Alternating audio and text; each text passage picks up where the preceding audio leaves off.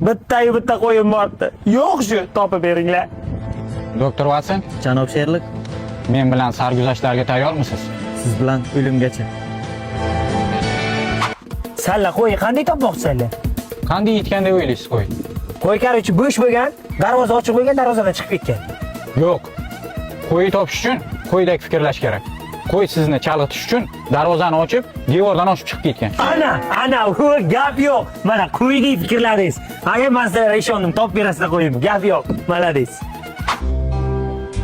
Doktor Watson, Labbay. qumaloq haqida ma'lumot bering. Bo'yi 1 sm, eni 0.5, og'irligi 1 gram. Harorat 40 gradus, 15 minut bo'lgan. Demak, qo'y shu atrofda.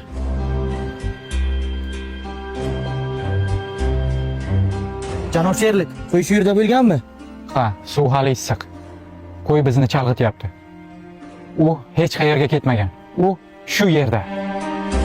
Biz qo'yingizni topdik. Mana.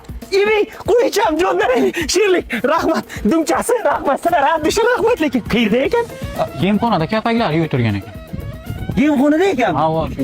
Kallam ishlamagan qaramanman, lekin rahmat jigarlar, rahmat. Xizmat haqini Ha, bersangiz. bo'ldi, ini jigar. Necha pul bo'ldi? 1,5 ming dollar. Qancha? 1,5 ming dollar.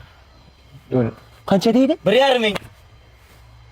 Qancha deysan? Ha, skitkada sizlar 1000 dollar qilib beramiz. Necha pul dedi? 500. Necha pul deysan? Ha, sizlar birinchi marta-ku, Ha. 150 dollar qilib beraman aka. Mani 150 dollar pulim yo'q, uyda o'zi bitta qo'yim bo'lmadi. Ha, bo'lmasa shu qo'y olib ketamiz undan.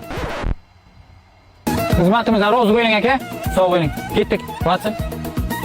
Men hayronman, men foyda qildimmi, zarar qildimmi?